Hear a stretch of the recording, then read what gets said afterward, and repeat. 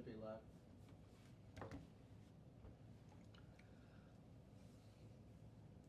We start or not? Yeah, you're good. You start for you? You're live. All right, guys. Now we're live here at PBJJF Studios with the PBJJF podcast, the podcast that will bring all of the jiu-jitsu athletes, practitioners, professors, and everybody involved in jiu-jitsu. So I'm here with all my friends, our host, co-host Max Gimenis, Ricardo, which is our host of the Insta Live on Instagram. So he connects with people all over the world virtually. So also make sure you guys subscribe and follow him on PBJJF Instagram. And also here with Brent. Brent's my friend and my student at Ogogi. So we're gonna be chatting about military jiu-jitsu, law enforcement, and how jiu-jitsu can really benefit our community into the law enforcement side. And thank you guys for being here today. Max, who are making this happen? I have some things to say. First time, welcome Brent. Thank you. Thank you. Welcome Ricardo. First time help us and host the podcast. And thank you so much for our sponsorship. Brave, do you know? Oh, it's not here. That's fine. Brave, if you guys want to support the podcast, that's the way. Go to brave.com, bravekimonos.com, get some things, look for a discount too. How's the code? PBJJF for 10% off. 10% off if you buy now. Maybe if you buy later, I don't know. That. It's right Brave, here. bravekimonos.com, guys. Make sure you get the best gear at bravekimonos.com. And also, Roll Live. So you also go to Roll Live. Roll Live's creating a system where Roll Live's going to tournaments and live stream all the tournaments on YouTube. Make sure you guys give the support as well. Follow. They also Roll Live does PBJJF events, so you can watch all the events online on YouTube now. So take advantage of that. Follow rolllive.tv on Instagram, and if you want to be part of PBJJF podcast, reach out to us. You might be able to put your logo, your business here, and grow your business as well with the jiu-jitsu community. Yes, that's it. Let's start in the right way. Talk a little bit about how you start on jiu-jitsu. Like we talked before we started, a little bit, and you told me like that's a long time ago now. Yeah. I wanna know a little bit about that. It's first off, thank you guys for having me. I love what you guys are doing in the community. It's first off, I'll kind of tell you my story of how I got into jiu-jitsu and why I think it's so important for law enforcement. After high school, went into the military, or mid '90s, and once I got out, I had to get my driver's license, and so I was in the driver's license bureau, get my driver's license changed, and it says become a highway patrolman. I'm like, well, don't really have much else going on, so I decided to go to the Highway Patrol Academy. So the Highway Patrol is the most dangerous, non-dangerous job there is. You don't really you don't respond to calls. You're more on the interstate. But one night in particular, I remember I was out, and this is early 2000, we're talking 2001, way out in the middle of nowhere on the interstate, middle of the night by myself, backup's a good 30 minutes away, and got involved in a situation. Luckily, it didn't get too bad, but very quickly I was like, you know what, the whole idea that you're going to just turn red and be able to handle every situation, I quickly realized that just wasn't the case. I realized that I wasn't prepared. But at that point, jiu-jitsu was not what it is today. I mean, like I said, this is 2001. Mm-hmm. There was a handful of black belts in Florida. It just so happened that one of them happened to be where I was, which was Sarasota, Florida. But this is before the internet, so you really didn't know when they were going to be there. You didn't know the hours. I went by. This was just, all it said was Gracie Jiu-Jitsu. Mm-hmm. So I drove there, kept driving there, never there. Finally, I get there one day, and the instructor was there. My first instructor was Charles Dos Anjos. He was from Recife, and as we kind of talked about it earlier, he was Burillo Estima's first instructor. He was a brown belt when Burillo first started training. I remember I walked up the stairs, and back then, it was basically a private, because there wasn't a lot of other students. Because it's just like I said, it wasn't the beginner now. Like it wasn't what you see nowadays. So I think it was myself and like 2 other people, if that. And I remember, going through my first class. It was very typical class. You did the warm-ups, and then we kind of did the live rolls. Hard warm-up. So I will tell you, I'll tell you the moral of the story. So I remember my first day like it was yesterday. We're talking 22 years now. I remember I got done with the first class, and I literally thought to myself, I don't know how I'm going to walk down these stairs. I was so tired. I had never felt anything like that. And thanked you for my class, got the schedule, signed up, got my gi. And I remember I went down to the parking lot, and at the time I had a little Toyota pickup truck, and I remember that I literally laid in the back of the pickup truck for like a half hour because I knew I had a stick shift and I knew I wasn't going to be able to drive. So I literally laid in the back of the truck for like a half hour. Finally, after that, I got up and I drove home. Got home, laid on the floor for probably another hour. Physically, I could not move. And I don't know if it was the training was so hard or just because it was something I was not prepared for. But instinctively, I knew right away if I was going to continue my career in law enforcement that I needed to keep doing this because I never wanted to feel the way that I felt that day in the real world where my life could possibly depend on it. Because I know for a fact that, people say they could fight through it. I wouldn't have been able to fight through it because I was that exhausted. Like every single muscle of my body was hurting. So I'm like, I'm going to continue this path. So continue to go back. I ended up moving over to the city police department after about 3 years. I think I was around a blue belt by the time I moved to the city. And that was definitely a lot more where you get into a lot more confrontations, a lot more arrests. I worked in a predominantly high crime area. And luckily there was another police officer there that was a purple belt at the time who kind of developed the program of defensive tactics for our police department. I will tell you back then our police department was forward thinking. They allowed us to teach some of the jiu-jitsu and the defensive tactics. We had to change some of the names. You couldn't call them chokes. It would be called a vascular neck restraint. You definitely couldn't use some of the verbiage that you can today. But I can tell you that at the time, they were very forward thinking on allowing us to teach this and a lot of side control, mount escape, a lot of the critical things that we do nowadays. And kind of the moral of the story is like it's imperative for law enforcement, and we'll kind of get back to that. But through my journey, about 2005, I remember I took my initial trip to Baja Tijuca, first trip to Rio, and that was basically like just the experience was surreal because when we were there, because my instructor knew Master Carlinos, they treated us very well. The classes, I remember the first kid I ever rolled with there was Nino Chiambre's brother, who was a black belt at the time. But as we talked about, Pedro Pano was there. Marcio Flatosa was the head instructor. Babalu was there. And I remember Gordon, the master of the half guard, was there. And it was just a very, very surreal feeling. You get the prime time of Yeah. I was like, wow. Yeah. But it also, kind of showed me because when I was training in the U.S., if you trained 3 days a week, you were an all-star.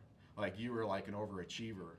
And by that time, trained 3 times a day. Yeah, exactly. And then when I went to Rio, and like I saw them doing the lunch class, the afternoon class, and it was the same pattern wherever I went. They would do their breakfast, train at lunch, go get something to eat, beach, shower, come back and train at night, and then go out and party all night. That's a good lifestyle. The good lifestyle. And so they treated us very well because I was with my instructor and I was with a brown belt. You brown belt on that time? No, I was a blue belt at the time.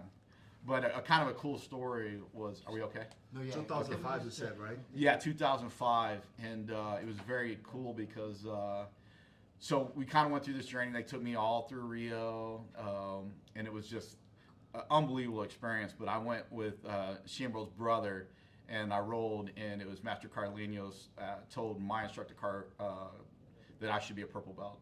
and they actually promoted me to purple belt right Oh, there. that's awesome. And so that was. You get a purple belt in Brazil. Yeah, That's cool. Wow. Because my instructor goes, well, if Master Carlino said you're a purple Say. belt, you're a purple belt. Yeah. And so that was an awesome experience. And came back, and again, like I really saw how they trained there. And kind of at the beginning, it was I probably didn't take jiu-jitsu as serious as I should have. Because again, if you just kind of train, you basically had a hands up on everybody because really nobody trained. And it wasn't super competitive back then. We had a lot of good guys, but it just wasn't like it is nowadays. So I went back and forth. I went to Rio a couple more times, which was, again, awesome experience. But then I moved out to California, and originally I went to Gilbert Melendez's gym up in San Francisco. Mm-hmm. And when I was there, I wanted to do more of the gi, and they were more of an MMA gym. And one of the guys happened to mention Kyle Terra was in San Jose, and it just happened to be right down the street from where I worked. Cesar Gracie, right? School was it? No, it used to be Frank Shamrock's old gym, and then Kyle Terra took it over. Oh, but he was at. But No, that's when he moved. After he moved. Yeah, that's Okay, after he okay. moved. He opened his own gym. So, but again, and it's hard to remember, but this is really kind of before YouTube was popular. So we didn't really know a lot of the jiu-jitsu guys. They weren't as superstars as they are now. But there's a Kyle Terry school down the street. Yeah. It's like we don't know him. Like I didn't three even know who times Kyle in was. the chef, And that's a funny story in itself. So I go in there, and it just so happened to be World's Camp, and I didn't know it. Didn't know these guys. Didn't know anything. I had Cashinho there. I had Samir there. I had who won Abu Dhabi this year? Yuri Simões. Yuri was there. Very cool guy. I like him a lot. Leandro Lowe was there. I knew none of these guys. So I just thought everybody was like these guys. Mm-hmm. And again, it goes back to even the blue belts were training. The blue belts there were like killers. brown belts anywhere else in the world. I had Benji Silva, who's ADCC, really tough guy. They had Aaron Zabalos, who's won worlds as Pan Am. They had all these, like, you couldn't judge a blue belt by a typical blue belt. Mm-hmm. And so you had all these killers in these gyms. Nate Medelson was there as well. And I remember they invited me to a comp class, and it was literally all these guys. And I just got absolutely destroyed. It was like, it was not even funny. And I'm like, is this just the way jiu-jitsu is over here? Is this, I had no clue. And the guys don't look tough, right? Yeah. So the funny thing, When you look at Kyle Terry, you're Okay. like, nah, I'll be this guy. that is a funny story because when I first went there, Flavio was actually kind of around the desk. Kyle was doing a lot of seminars at the time, but the first time I saw Kyle Terra, I'm like, there's absolutely no way this guy can beat me. You look at him and he looks very, very Young, small guy, good looking, young, little. He doesn't look like a fighter at all. Mm-hmm. And I'm just like, I know they say this guy's good, but he's just too little. No way to hit me. Exactly. It's like, I'm just going to get on top of him. There's just no way. And even knowing a little bit about jiu-jitsu, I still was like, there's just no way I would. And then I went with him and quickly realized why he is who he is. I will say that, I loved all those. Cashinho was like a brother to me. But Kyle was just, as far as technical-wise, he was unbelievable. He was so precise in everything he did and everything he taught. But again, it was just a really, really awesome experience. But to kind of bring this back to like a law enforcement mindset is I've also noticed, we've seen huge issues in law enforcement, and I don't really want to talk about any specific incident because a lot of these incidences I wasn't there, so I don't know exactly what happened. But I can tell you, I know that some states, I know the state of Michigan, for one, was talking about you should be a blue belt before you should even be allowed to go to the academy. I think that is a brilliant idea. Because the reason why a lot of these law enforcement, and again, a lot of this is just my opinion, so I'm going to state that right off the bat. But a lot of reasons, because when you go to the academy, you get 40 hours of defensive tactics. As you guys know, you can't really teach anything in 40 hours. It's not. And nor is it really how to deal with a combative subject. It's really not. It's more of like how to put handcuffs on an individual. And even that, it's not realistic. And anybody that's ever taken one of these classes will tell you it's not realistic in the real world. And as we had a conversation with a couple of our police officers, I was like, I've never ever got in a fight with somebody or had to chase somebody and then handcuffed them standing up. It's never happened. Like, how many guys are going to just take off run and be like, oh, I'm sorry, my bad, put their hands behind their back. It's always going to go to the ground. And it's always going to be a control issue. And, you know, some of the things that I have seen and, you know, the videos that I have seen is you have these untrained cops who just panic because they don't know how to handle the situation. They've never been in a situation where somebody, and I always say this, 99.9% of the times, if you get in a fight, the guy's just fighting to get away, or the girl's just fighting to get away. They just don't want to go to jail. However, when you come across that 1% of person that just does not want to go to jail, but they're ready to fight you, that's a whole nother topic that we're dealing with. And unfortunately, cops, because they have not been trained properly, and a lot of these maneuvers or a lot of these techniques, they panic. And they go to the most aggressive form they can, whether it be because they have a mag light in their hand, you know, because they're working a night shift where a lot of this stuff happens. So they either use a mag light, a baton, a taser. But as you guys have probably have seen, tasers are, you know, they're hit or miss. I mean, if they work, they're very effective. But it's not. Maybe don't work. But if they don't work, now you've got a problem. And you also have to remember, every situation that you come into, there's one gun there. No matter what happens, when I go into a fight, there's one gun, mine. I know that one's there. I don't know if there's any others, but I know that I'm at least bringing one. And that weapon can be used against me just as easily as I can use it. So that's really where the control came in. And so I just felt jiu-jitsu was such a good foundation. And I always felt like it allowed me to be almost the calmest person in the room. And you probably have seen most of your jiu-jitsu friends, if there is a fight, usually it's the jiu-jitsu guy that's usually the calmest. Yeah. Where he's like, hey, listen, I don't want to fight. Like, you know, I'm not here to prove anything. Let's just go our separate ways. You know, it's usually like, no problem. But in law enforcement, it's the same way because you're not worried about panicking. You're just trying to de-escalate the situation. Just, hey, let's, you know, relax. Let's work this out. But at the same time, you also know that if it comes down to a situation, you feel very comfortable. You can hang that too. Yeah, exactly. And even not only the technique, but just the conditioning. I mean, you can run, you can cycle, but as we all know, there is nothing like jiu-jitsu or actually getting into a physical altercation. No, get some students like at a lift or ever get in the gym. On the first day, they're like, oh my God, they warm up and kill me. Yeah. And they did like something like Toriano pass or whatever, something like that. Absolutely. You get triathletes. You get these triathletes that come in and they're conditioned to run, you know, marathons. And you get them to roll and they're exhausted. I'll give you a perfect example. Matt Frazier's a 5-time world champion in CrossFit. And I don't know if you saw, but he fought Amanda Nunes. And he was exhausted. Amanda Nunes was top level, don't get me wrong, but he was exhausted. And interesting enough, he just blew his knee out, did all this CrossFit, blew his knee out doing jiu-jitsu warm-ups. Said it was a freak thing. But it just goes to show you that you can do all that other stuff, and it's great. It's a different condition. It's a different condition. And I always knew that. And I never wanted to be a liability in the situation. I always wanted to be an asset. And I wanted to come there and know that I'm at least going to be able to evaluate the situation and at least be an asset. Now, there's some cops that never train and are still just tough guys. Absolutely.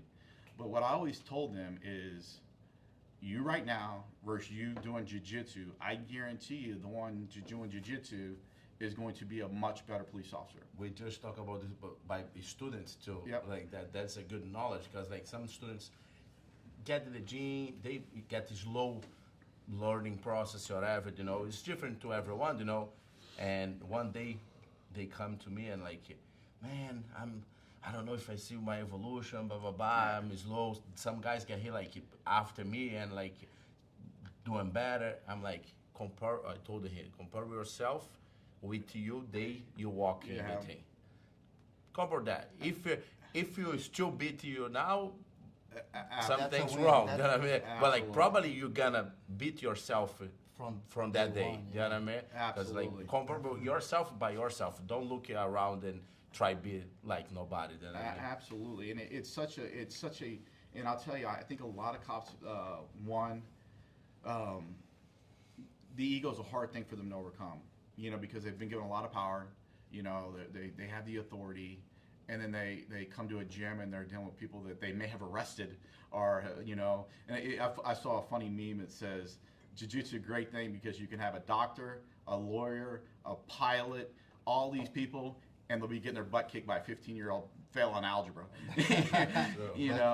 But it's so you have to. And the one thing that always motivated me is seeing the smaller guys, like just handling the big powerlifters, the big strong guys. That's what always motivated me. Somebody like Zerwin or Ryan. Some of these guys that are not like huge, but you see them going against bigger guys and using that technique, and you're just like, listen, I know if they're doing that, this has to work. And you see Kyle do the same thing, but it was always impressive to see these smaller guys do it, and you're like, all right, if they're able to do it, I know this works. Go ahead. Sorry, maybe you know the name about this, but get one company or one social. Thank you. They support copies. Good question. To get a blue belt. Yeah. I remember during the quarantine. Adopt a cop or something like Yeah. that? Have one like this? So actually, one of your old students are brown belts now in Sarasota, who's training at a gym down there, Rio Rees or something. Yeah. So he's down there, and so they actually have a very good program that they started up, and now they're really getting big. So they actually have the Sarasota Police Foundation, where they actually sponsor police officers to train in jiu-jitsu. To get that blue belt. To get their blue belt. And so the morning shift, they usually have 6 to 8 cops, from all the way from like brand new cops all the way to captains, training in the morning for jiu-jitsu. And it's really become a very big program down there. And they've really, I follow them on Instagram, and it's imperative that they do that. I'll be the first to say, if you're a cop and you're not training jiu-jitsu, you're a liability, without a doubt. Doesn't mean you still can't do your job. Doesn't mean you can't be an effective police officer, but you'll be a better one. You'll be a better one. And we have to think about all the intangibles that jiu-jitsu brings around. Like I told you, I'm almost 49 years old. I'm a better husband. I'm a better father. I'm a better human being. I'm less stressful by doing jiu-jitsu, and I know that if I continue to do this throughout my life, that I'll be all of those things, because most police officers, they last like 5 years out of retirement because of all the stress that they have to see. And I always tell people, it's like, you're dealing with people at their absolute worst. If someone's calling you to their house, it's not to have dinner. True. It's because something bad has happened to them, and it may be their worst day. And so you may say, well, what you're saying about that person is abnormal. And I'll say, you know what, 99% of the time you're right. However, this one time that I had to deal with them, they were this person. Every other time they may be a great person, but they were at their worst here. And I had to go and I had to deal with them in that. Well, you have to find an outlet for all that stress, all that horrible stuff that you see, you need that outlet. And the great thing about jiu-jitsu is, you guys know, once you get on those mats, and especially once you start rolling, you can't focus on anything else. That's true. You have to focus on jiu-jitsu. You have to on your defense. Yeah, you have to focus exactly what you're doing right there, so you can get rid of all that energy and all that negative stuff and use it as a positive. That's what magic think about jiu-jitsu. I think so. Yeah. You can't. Every time I get on the mat, I forget about everything outside. And it's impossible. I keep training and look to try to choke somebody and think about the bills or think about my job, or that my problems. You should forget. He gonna choke you if you don't forget. And then when you go home, you're thinking about, like, how did I get swept in that? How did I get caught in that, or how did that happen? So it's like you're spending the next hour after you get home, like, trying to think about how you did that. It's awesome now, but like, I remember when I'm a kid, I get in the school, sit on the table, look for to the professor and think about the train. I'm like, I choked this guy like that, but he's capable. Blah, blah, blah. And we all bad on that time. Many people tell me, JP, my first week, I started choking the pillow, started figuring things out, like sleeping and thinking about it. Like, like this, it's something that, it's a positive addiction. Yeah. Well, Like, it's funny because we were doing a class the other day, and JP, he'd always block my knee shield was always a little bit behind. It was always a little bit behind, and I was like, I'm just getting older and slow, so I'm like, that's why it's behind. And then he was teaching a move like a couple weeks. I never said anything to him. A couple weeks later, he was teaching a class, and he's like, yeah, and this is how I block the knee shield to go to here, and I'm like, wait a minute, that's what he's doing. He's blocking it, you know. I'm still slow, but they are no. But I'll tell you something. The other day was like, Brent's like, Solid something now. different, something going on here. And then I was like, he got a tank top. I was like, he came like out of the bathroom. I was like, Brent, what is going on, Brent? What are you doing? And Cyborg he said directly from Brazil. yeah, Acai. Cyborg from Cyborg. That's like acai. Yes. The secret juice. But you told me, like, you said you had to, like, you did some checkups and stuff like that. Like, Yeah, so you like, he literally, like, the first time I trained with him, it's like, Brent, you feel strong. Too strong. yeah, so it's a good question, and it's something that I'm very open about. So going on 49, I went to LifeMed to get my blood drawn, just to see where I was. Check up, you know. Check up, and definitely the couple of the major things is energy level was low, and I just could not recover, and I could not lift after jiu-jitsu. It was impossible. Like I was done. Tired. Yeah, I was done. And not only was I tired, I just couldn't do it. Like my bone and my body's, just to kind of let you know, and this is non-jiu-jitsu related, but I have a fused neck, and then I also broke my L3 transverse fracture off the spine mountain biking. And so, just military and police officer, wearing the vest. Not a crime party, but it's just, just over time, I'm just wore down. Yeah. I have my kid. My wife's a physical therapist, and so I physically couldn't recover, and I had no energy. So I went to LifeMed, got my blood drawn, did the full gamut, and I think my testosterone was around 300. Super low. Super low. And then talked to my family, talked to my wife, had a long discussion about it, talked to her. I have another close family friend, she's a pharmacist, talked with her, and then I decided to go on TRT. Get the levels back. Get the level. Yeah. And again, and I wasn't trying to be Vitor Belfort. I wasn't trying to be like on the really high end of. I wasn't trying to go for 2,000. But I needed to be. I was getting closer to getting 50. You get closer. 50. and It's like a vitamins. You need the type of vitamin back. You take it. Yeah. But like, I If don't you know go to what the they're doctor- doing, but it's working. Yeah. Yeah, and But it's- I tell this to everyone. I have a student, he doing too, and he's 47 now. It's Eric here. Thank you guys. Met him. Sorry, I don't know if you want to open. And I told him before he started, okay, he little bit scared too, and he asked me, because my daddy do TRT in Brazil too, and I told him, like, if you go to the doctor, and he said, like, your vitamin D is low, what are you gonna do? I'm like, gonna take vitamin D. Yeah. I'm all right. Your testosterone is low. Go there and do what you need to do. Take what they say to take. Then I mean, check your level. If the doctor say that's what you need to do it. And this is not any advice from us here on the podcast. We're just sharing our opinion. Yeah. Yes. And and that's why I went through the doctors. I talked to the people that I thought would be knowledgeable about it. And to be honest with you, I thought I was going to get pushback from my wife.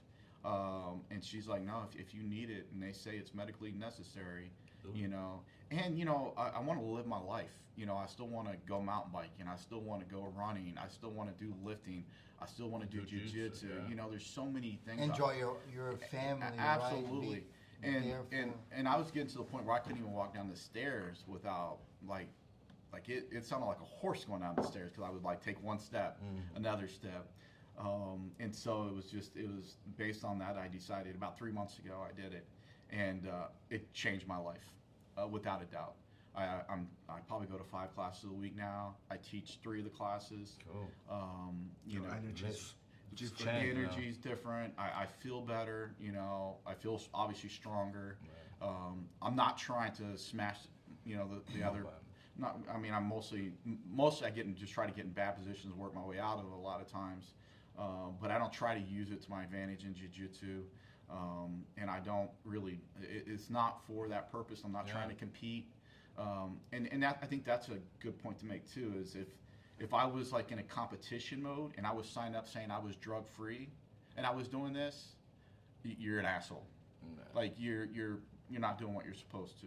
Sorry for the language, but don't worry. but if if I'm not doing any competitions, You're doing that for you, man, doing for it your for life, me, and personally. definitely on that age. I'm sorry, but like it's normally your testosterone, your level, or maybe about how everything happens on your life. Like you say, like work a lot, family, everything. That's normal. A lot of things start coming down or crazy. You know what I mean? You should check and Absolutely. And if you do it with the doctor, it's Yeah, and LifeMed, and I'm not sponsored by them. And I know I am. I know you are, but I'm not sponsored. LifeMed, we want you here. Yeah. But they've been awesome. Matter of fact, I did my blood draw, my second blood draw with them, and I just actually got off the phone yesterday to do that, and got my results back. Doing a lot better. Nice. And they actually changed my diet. I went a lot away from red meat and more into salmon. So that's actually been a contributor. Just like change a lot. You know? Changed a lot. And they talked to me about what I needed to do. And first 6 weeks were I was still a little tired. But the last probably 4 or 5 weeks, huge huge energy boost. So, and again, I want to do jiu-jitsu for the rest of my life, so I physically... I think that's like kind of goals here. Everybody on the same line, same plan. And he gotta keep up because his daughter is coming to him. Yeah. When she's turned like 15, Yeah. It'll be hard, yeah. you'll be in trouble. I have her Big much trouble. later in life. And so it's funny because when I'm out shopping, when she wants to buy something, she's like, "Hey, Grandpa, can I get this?" So everybody thinks I'm her grandpa. And she says because I'm gray and old. So she constantly messes with me. But jiu-jitsu is just and I know we sound sometimes like a cult a little bit when we try to tell people about it. So it's like I don't oversell jiu-jitsu to people, but I probably added I probably had 10 people since I've been here. My 2 godsons, Sonny and her husband and their kids. Caleb, Braden. and it's the great thing about it is like, and I say this all the time, that when I moved around the world for my job, or at least around the U.S., and usually the only people I keep in touch with are people through jiu-jitsu. It's like because we have such a connection, such a mutual bond, and we truly do care about each other, and we and I have such a passion for my friends that I've met through this sport. And they do become family, and you think about the sport, it's so intimate. I don't think there's any other sport where you can get as humanly close as 2 people, but it's with such respect, and it's just that it's a shared bond that we share, and it's just something that we probably carry throughout our lives. That's right. I think when you talk about this, like when you get back to military, like military, for what I see, what I know, everybody's working hard, and when you work hard with someone and you're looking to help each other, and you put each other's lives on, you need each other to survive. It creates a type of relationship that stays lifetime. And sometimes you need to protect each other. Yeah, absolutely. So I think it's that kind of similar to I feel like we have a lot of military, right? Yeah, absolutely. So when they talk about I really it connects similar to jiu-jitsu, that strong strength, that relationship is it's amazing to see. A little talk about on the beginner when he starts. Thanks God today is on the different way now. It's a different way. Okay, guys, if you guys don't do jiu-jitsu, not gonna be like that today, okay? Yeah, we'll be way more welcome. It was, and you know what? You're exactly right. We definitely do it different nowadays. It was more like when I look back, it's back to a military or police. It was only you have to stay for the elite training. Yeah. There's no building up training what is the elite? If you survive, you're like a SEAL. You can sign up. We're training for the SEAL. Yeah. We're not training to hang out. Hey, you come here we're gonna make you strong, or you quit. Well, the funny part is so both Charles Dos Anjos and when I first started training under Casino, because Kyle was traveling, teaching seminars all over the world at the time, so it was mostly Casino. Neither one of those guys knew English at the time. So they probably didn't know that I was telling them that I was hurting, or they didn't comprehend that I was done, So that probably probably think about one more. Yeah. And then one more. How many more? Well, we said one more 10 times ago. And I didn't want to show any weakness, so I was like, I'm gonna go. And but yeah, it's like you said, it's definitely a lot different. But in law enforcement, we try. So kind of taking this back to law enforcement is. The program they're doing now at the Sarasota Police Department is great, and we kind of did that at the beginning. We try to put them under some stress. We try to make it more situational, like real life scenarios, and like how the most stress. And that's also a great thing about jiu-jitsu is you can go pretty hard. It's not like boxing. You can go pretty hard in it, and so we would put people under that stressful environment just to show them like. You're going to be completely out of gas at the time of this.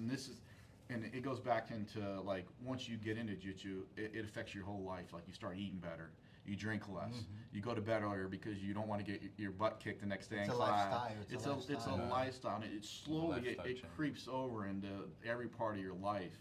And so that's another really positive thing. But that's what happened in the law enforcement. We saw the same thing.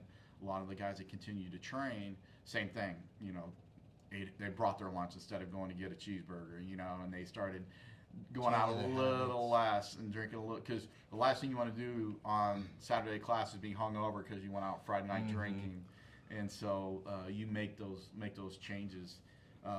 But in law enforcement in general, we definitely need to get back to do more real life training, and it's always hard because again.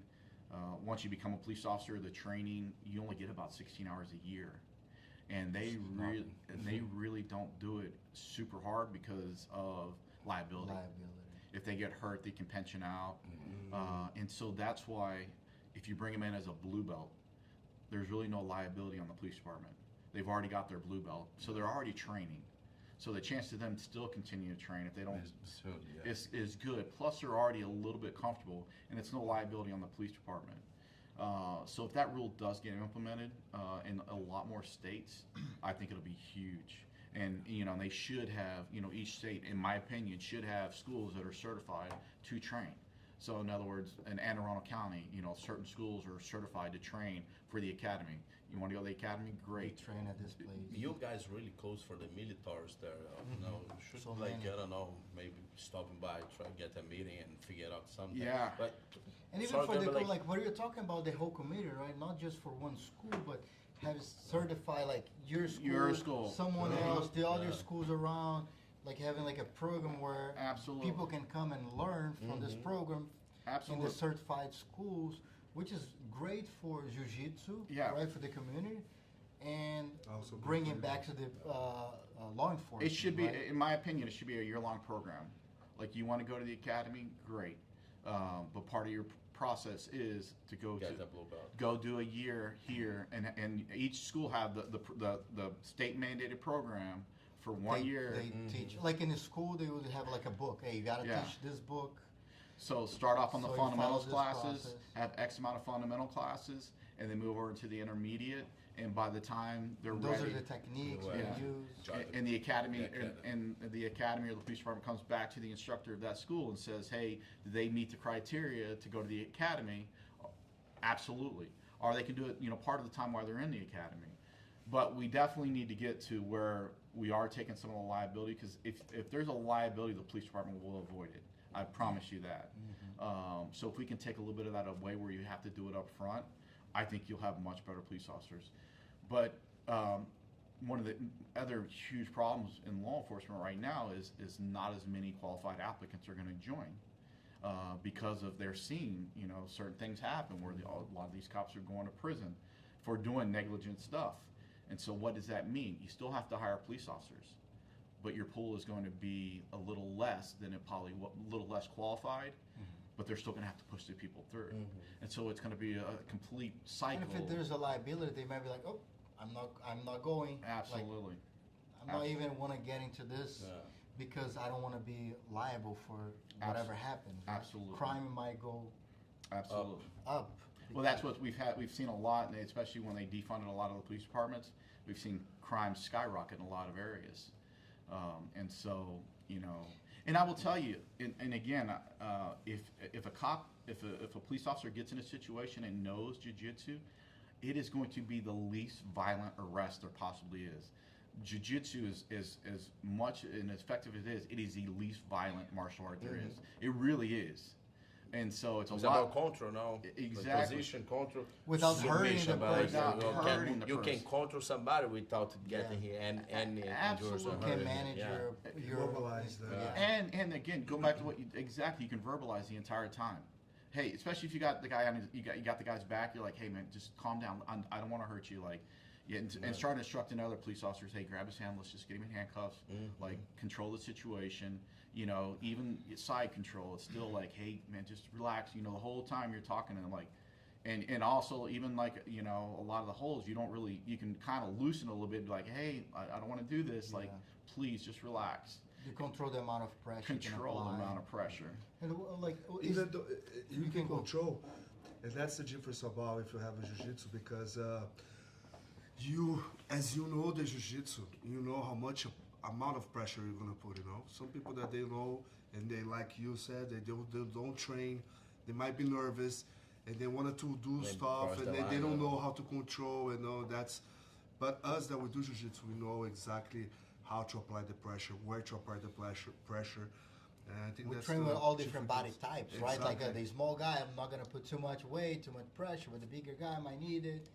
Yeah, absolutely. And also, the other big thing is you know when you're in a bad situation, you know where like, oh, I got to fight out of this. Like you know, last place I don't want to pull guard in a and as a cop, like it'd be my last case scenario.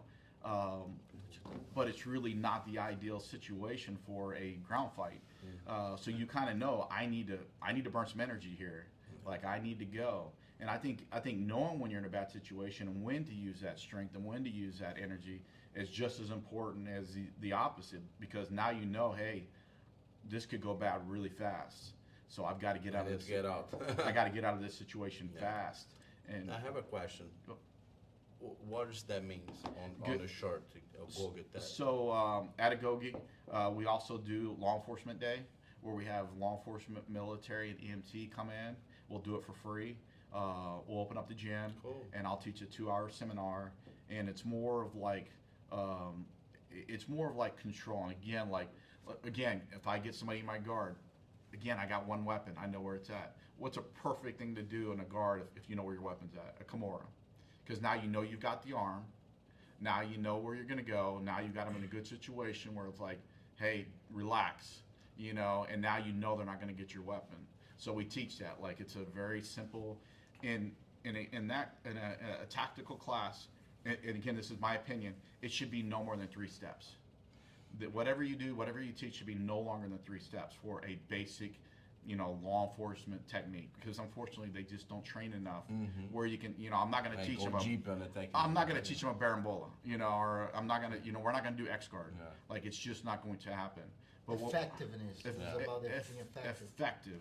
And exactly, so we teach them how do you, like, especially, like, in my opinion, every female should know how to defend against someone getting on their mount.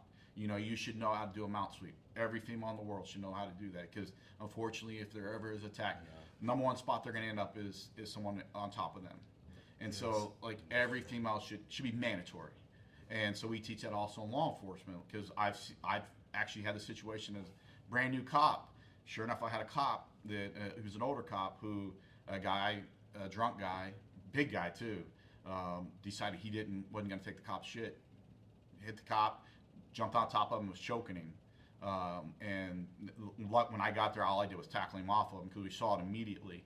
But the cop don't know how to escape. Didn't know how to escape. Didn't know, and most people don't know how to escape the mount. So that's a very good technique. Also sprawl. Like a police officer is going to get attacked in a close distance. So you're right, hey, hey, Mr. JP, how you doing? Blah blah blah. And all of a sudden, what's he going to do? He's going to shoot for my legs or try to take me down. So I need to know how to sprawl. So that's a real technical but real easy thing to teach. Drop your weight on them. So fundamental for So us, right? fundamental. But these are things that are not taught. When are you said that you were teaching? I do. When?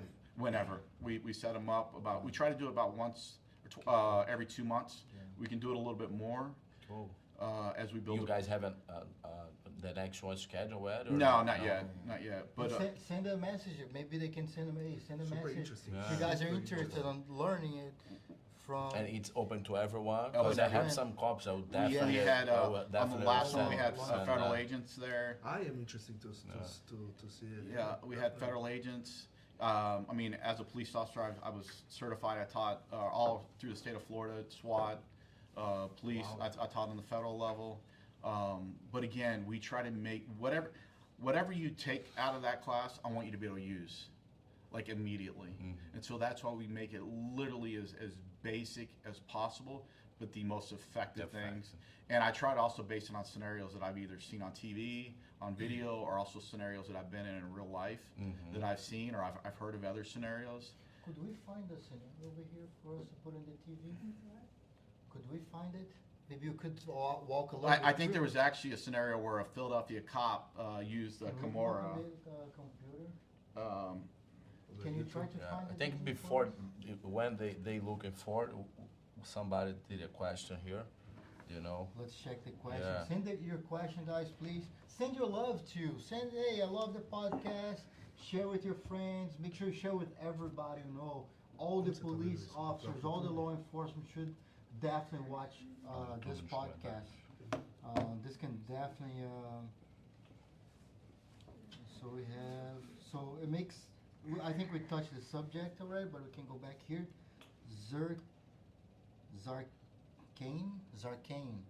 Zarkane is asking, I think we're talking about the TRT, right? Makes sense for people who needs it. But what is your thoughts on athletes taking steroids? Should it be allowed in competition? it's a great. I'll answer that. I don't think so. Me personally, again, I'm older. Like I said, I'm 49. I'm not in my 20s. I do it not to be a competition athlete.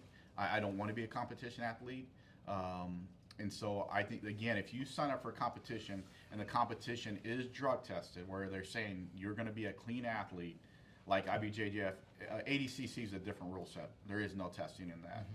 And This is like we- drug is free. we know what's going. We all know what's going on in the ADCC. All right. So, but if you're going into a competition where there is drug testing and you're saying you're drug free, absolutely not. I would not do it because I'm openly saying that I take TRT as a 49-year-old male because it makes me better as far as my entire life.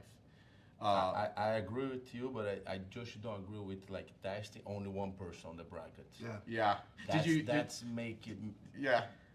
unfair I think because like everybody the second one can be like more than the guy that is more being than tested. and he gonna win without be tested.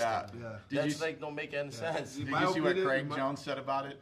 No. He's like, "Why?" He goes, He goes, "I always finish second." He goes, "I just wish they would have tested in mine because then they would have." And he goes, "Because if I would have finished first, I would have failed it too." So he's like, "Then I would have won, and I never got tested, so I'd be good." He lost to waited somebody failed on the test. Yeah, I think everybody should be tested.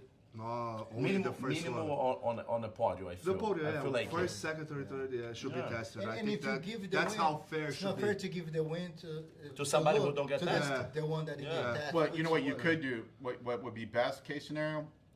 If you tested first, second, and third, you can save the other samples. You can store the other samples. Test the first you guy, need it. and if he fails, You test the test the second second. guy. That's right. And Yeah, then, maybe that's the way. That- Get the samples to everyone on that day. So I save- think that will be fair for save for all the the samples, athletes. so that way you're not spending the money to test it, but it's still saved. And then if the first guy fails, boom, you immediately test the second That's the sample. second. Oh, the second felt That's the third. And nobody If got it. that happened, man, okay, this year Nobody that won. division don't have a That's champion. right. Yeah. Well, Yeah. Hey, just want to say hi to Almost- everyone there watching. I see my professor, Thiago, Aninha is watching. Hello, guys. Keep commenting. Hey, what's up, Uberlândia? Uberlândia, Minas Gerais. I used Uberlândia. to live in Uberlândia. I want to love you guys. Ray's on here too. My Ray. breakfast. So I have a breakfast club. I Is teach it breakfast? the breakfast Yeah. club. So, So I have I teach. I got 6 a.m. yeah 6 a.m. So I've got myself. I got Ray, who's a 52-year-old, a big guy, big New Yorker. nice. He's a Dallas Cowboys fan, so I'm gonna out him on live podcasts. And then I got Eric, who's his son originally started. Again, Eric came in 260 pounds, out of shape, and came in, and now he's down to 205. Oh man, He that's trains awesome. every single class. He has not missed a class. He I love now this. he's helping with the kids because He loves. He loves. He wanna every be single there. class is now literally every single class. Yeah, he hasn't missed a class, and just a hard worker. That's right. And his jiu-jitsu. He's getting really good. His jiu-jitsu's come so so far. good. Matt is really Yeah, picking Matt. up. you Matt know. comes in the What belt morning. is again? Blue? He just got his blue belt. Blue belt. And then I got Josh, who's another military. He's a lieutenant colonel in the military, in the Marine Corps, who just a typical Marine, very tough. He just grabs stuff and goes. But he's really, really tough. Nice. And so I've got a really good crew. They The do breakfast club. breakfast club. I like it. Tuesday, Thursdays, and also have a live row on Sunday, and all these guys show up. Oh, Sunday 6 a.m. So too. no. So I said, guys, Sunday. We you do- guys really like breakfast. we do a live row at 10 o'clock on Sunday. Well, better. And so we set the timer and go. I think. Nice. We found it.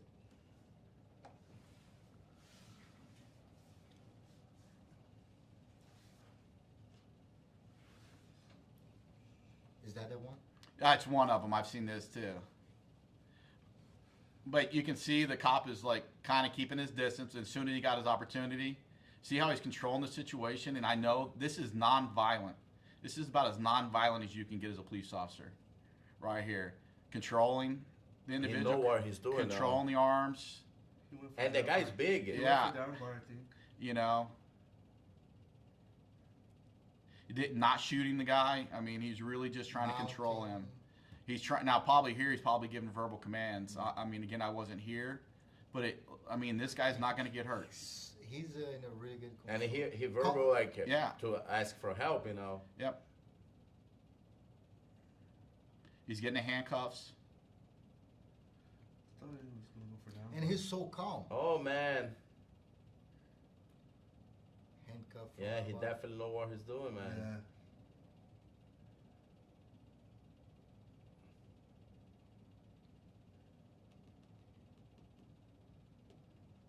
Even you But- can see that the guy is trying to Kick him. kick him, and he's very calm. He's very Yeah. trying But to you handcuff. also you don't see really. I don't think we saw a punch being thrown. Yeah.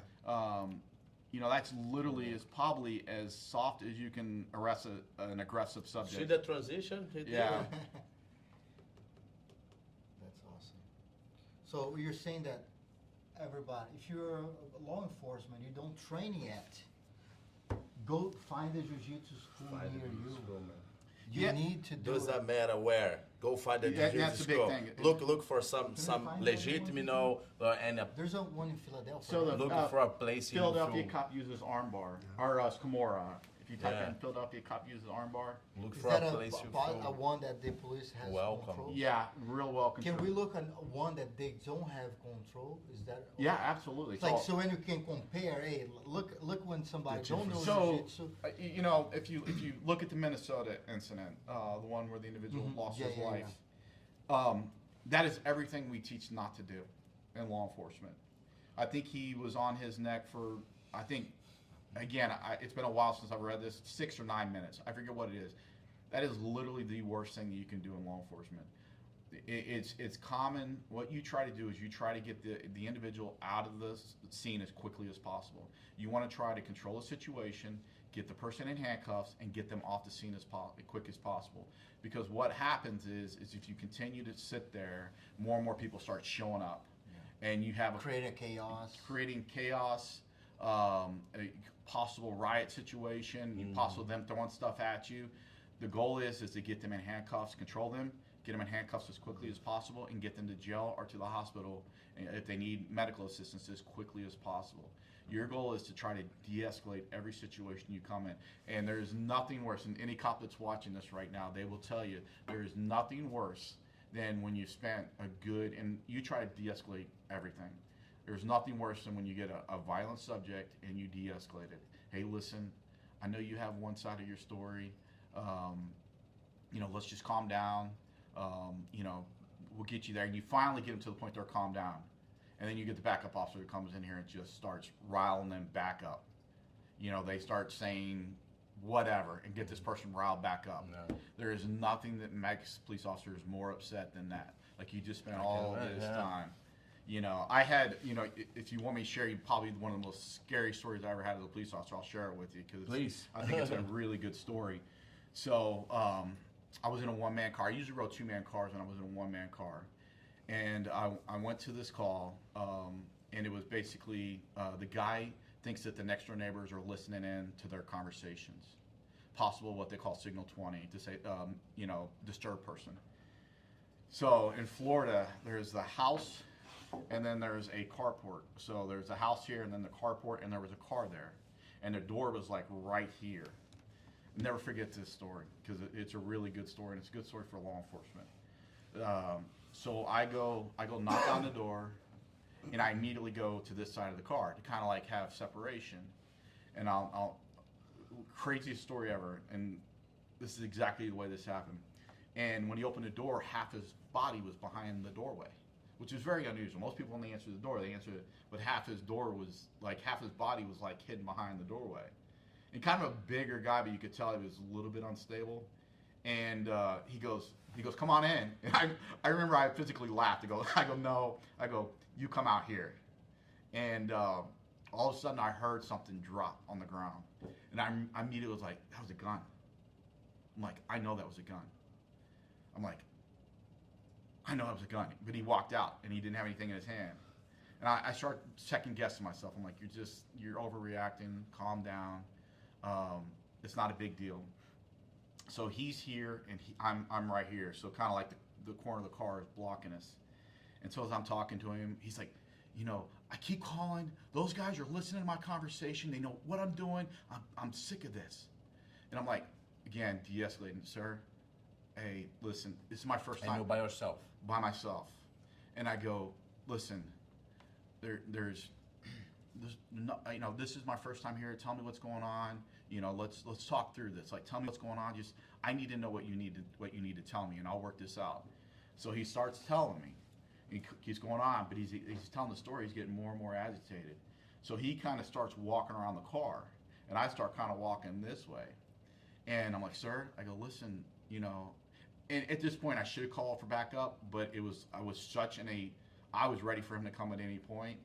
And I'm like, sir, just listen, let's talk this out. Like, I need to understand where you're coming from. Help me understand what's going on with you. And all of a sudden, he takes both hands and slams them on the hood of the car as hard as he could, and he just squares off on me and just looks at me, just staring at me. This was a big guy. And we just sit there and we literally just stared at each other. And I'm telling you, it felt like forever. It was probably only 10 seconds, but if I would have drove by and saw this, I'd be like, what a bunch of idiots. But it was like, I've never in my life had somebody look at me that way. And I remember thinking, I'm going to kill this guy. Like, I'm 100%, like, I'm about ready to kill this guy. And he just stared at me. Just didn't say a word, neither did I. I didn't move. I mean, it was like literally just staring. And all of a sudden, he just like, I want to thank you for coming out here, and we'll work through this. And goes in the house. Just like that. And I'm like, what just happened? So I'm sitting there, and I'm like, This guy had some mental issue, right? I'm still like, what just happened? And again, I'm not saying this to make myself sound like a badass, because I'm not.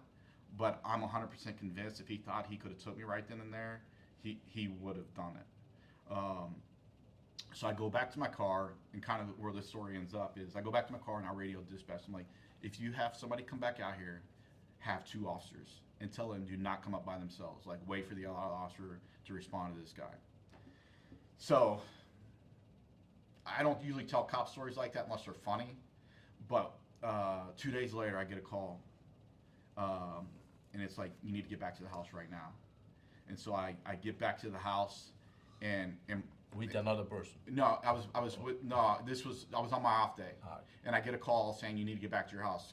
This is back when I get back to the house, and my roommate at the time hands me the phone, and like, here, and I pick up the phone, and it was the guy said he was a captain from the South Carolina Highway Patrol. I'm like, yes sir. I go, what do you need? He goes, you know so and so, and it never clicked to me. I'm like, no. He goes, well, he says he knows you. He just took a bunch of people hostage, and he said he rigged his car to explode. And all of a sudden, it clicked in my mind. And he says, the only person that knows about his situation is you. And so I'm like, wait a minute. And I remember the street. And I go, does he live on? And I remember I said the street name. And he's like, yeah, he lives on that guy. And I was like, I don't know what he's doing, but I can tell you that he's serious.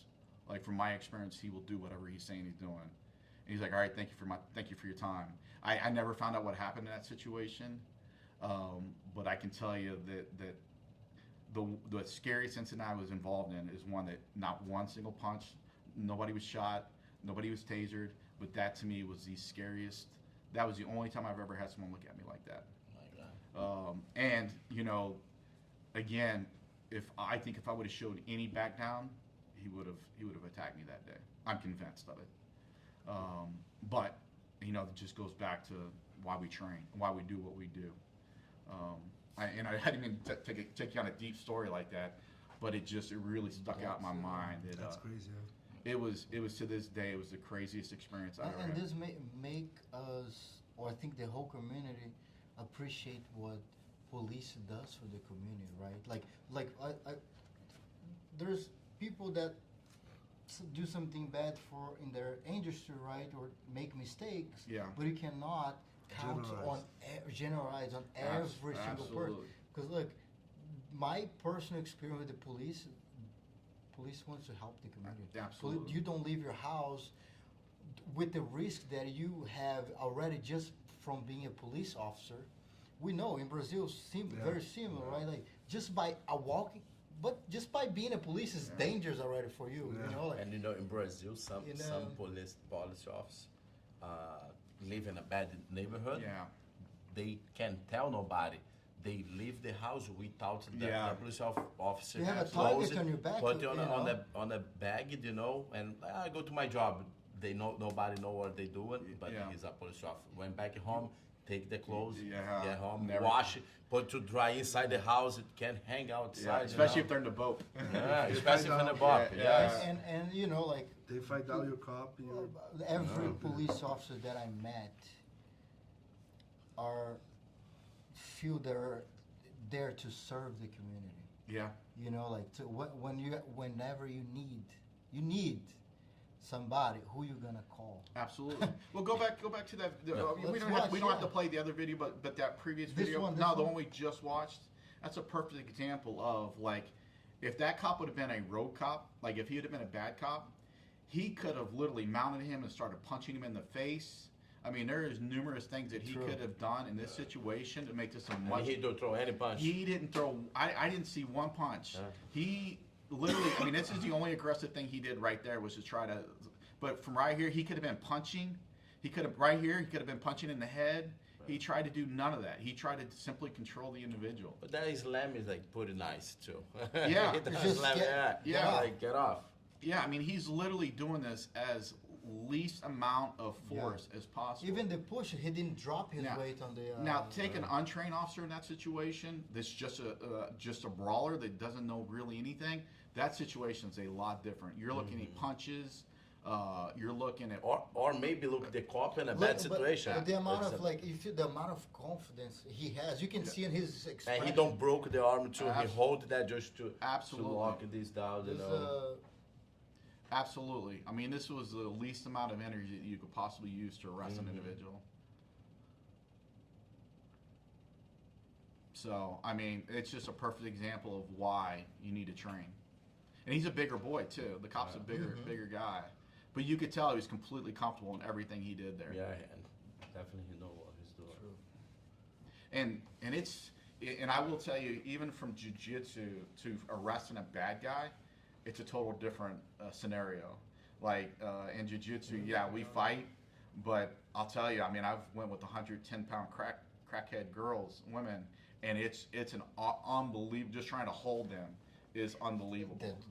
She's the strong. drug Oh, effect. plus, you got to remember they're fighting to get away. They're freedom. We're not in jiu-jitsu. We're not really fighting to get away from freedom. Like where they're fighting to get away with everything they have, and they're not trying to conserve energy. I mean, it's like going with a brand new 200-pound white belt that's just a spaz. Like they don't really know anything, but they're just going everything they can, and it can wear you out. Let's look at that one. Let's see what happens here. I haven't seen this one.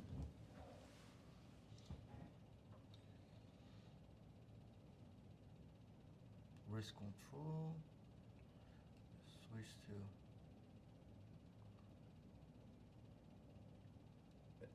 That's a big boy too. Yeah, it's a big boy, but I mean he's still controlling him. He's not throwing any punches. Good mount.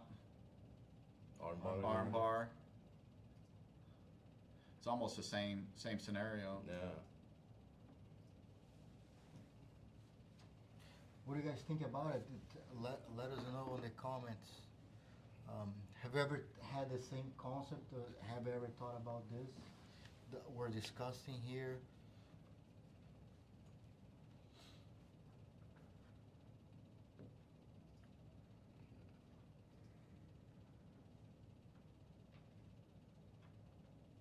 Yeah, I think the amount of control is. I keep looking like Yeah, the amount of control you have it's just and literally that's a lot of that you can learn as a blue belt.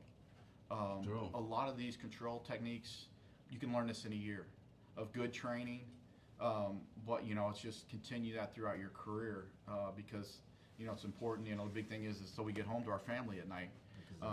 But most cops are not out there trying to hurt people. Like we're really not, and we're not out there to try to. We're out there really trying to help people. I mean, we're servants. Yeah. Like when we need to defend yourself, then sometimes. Yeah, I mean, you need to get back to your family. Yeah. Absolutely. It's Guys, 1 second. I'm sorry. I need to use the bathroom. Yeah. Conversation. I'll come back in a couple minutes. Okay. it's like you're saying. Like we talk. We have James. Ask James a lot of questions. I try to ask people a lot of questions to kind of understand, and even to teach them how, what are you allowed to do? I don't, I want you to teach this, but sometimes I modify it. Maybe in this scenario, for you, It's better. You could do this because it's a different scenario. Like, we're not grappling now. Yeah. That's your scenario. And sometimes it's... Usually a rear naked choke is going to be a little bit, that's more of considered a deadly force technique. The mount is a good position. If you can get a good mount, even side control, if you get into side control, nothing looks too bad from side control. Taking the back is, again, not a horrible situation. Do you do a lot of takedowns? Takedowns are important.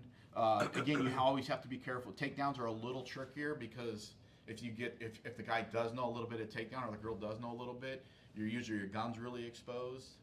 Because it depends on how you do it, so you got to be doing a situation where your gun's not exposed. Okay. It's wrist control. Wrist control is great, but takedowns are more of. I try more leg sweeps than I would to actual takedowns, just because you're less likely to get your gun from that, or even try to get your gun. I don't know if you guys have watched, but the people who were putting on the BJJ Stars, they do more of a military competition now. Have you seen that where they're actually? I have seen. I have seen that. They're in fatigues, and it's. I think on the sand, in right? the It's dirt, like in the sand, yeah, the dirt. during I've the- seen that. in the dirt. Jiu-jitsu, like So they do some of that style. But yeah, I mean, everything is you just got to remember that you just have a gun in that scenario. So I try to teach in a way that you're still protecting good gun retention. That's the most important part, is good gun retention. But again, a lot of times, as you probably saw, it's more of you're trying to get the suspect when he maybe turns or he's not looking, and try to just get him down, and then like trying to control it from there. And again, every scenario is different, so that's why we do the scenarios. We have a bad guy, and then you do that. And it's interesting because as especially in defensive tactics and law enforcement, you learn more by being the bad guy sometimes than you do being the good guy or being the cop, because you see all the mistakes that you're going to capitalize on.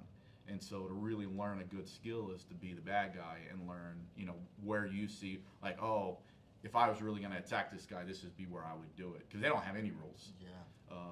Definitely. So And you have to walk through the rules, right? Yeah. You have you can't. yeah. You have the boundaries. You You can't. used to have the use of force metrics, and I know the DOJ, I think, is getting away from that a little bit, and it was just an escalation of force. In every state and the federal, it's all different. It's all different. But yeah, it's basically you're supposed to use it just enough to control the individual, to make the handcuff what a reasonable person would do in that situation. And if you can justify that, you're good. But it's when you go outside of your policy, that's when they will go after you. That's where the problems come, is when you go outside the policy. But it's a tough job. It is. It's a very, very tough scenario, because you're not in a static environment. Everything is dynamic. Everything changed like. It does. Can't change like.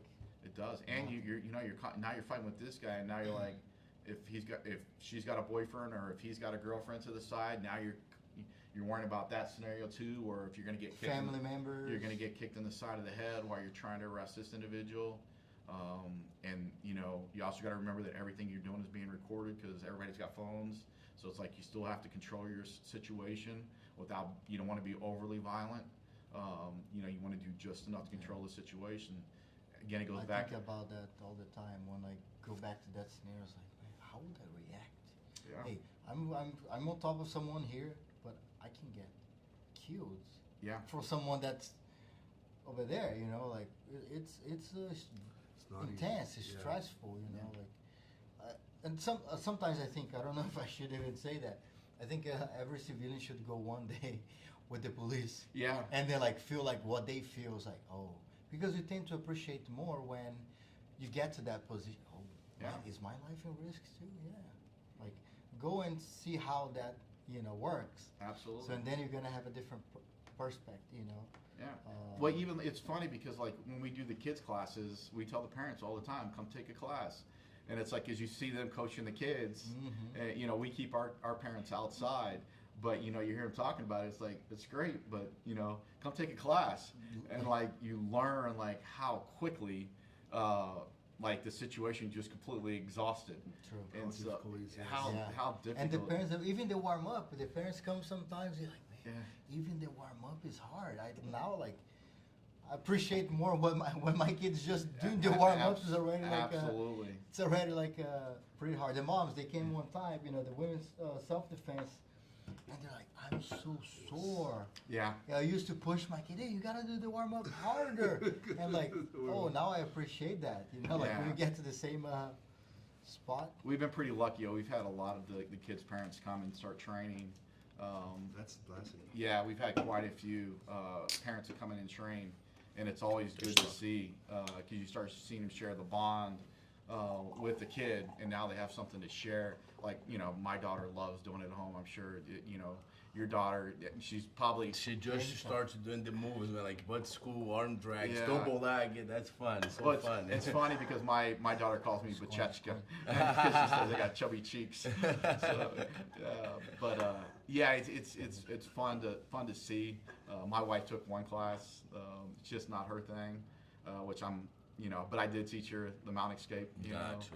And My wife is a blue belt. Yeah. Got a blue belt. She just got blue belt before she got pregnant from Yeah. Maya now.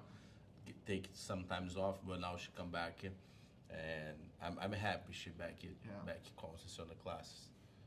Have you ever been tased before? What I have. does it feel like? I have been tased, pepper sprayed, and they're just different.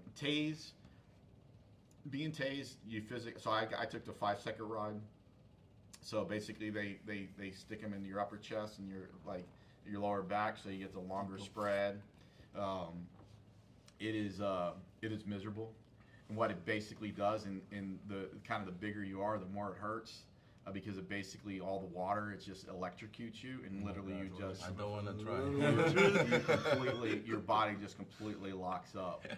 What do you mean by locks up? You can't imagine having the worst cramp, but your entire body, Wow. like a calf cramp, but it's everywhere, and you got that, and the only thing you're thinking is like, please make this stop, like, because you literally can't do anything, but you're still obviously conscious of what's going around, and so you're just like, and you can hear it, and like every time you hear the taser going, da, da, da, you feel that going through your body. Oh my God! How long it takes you?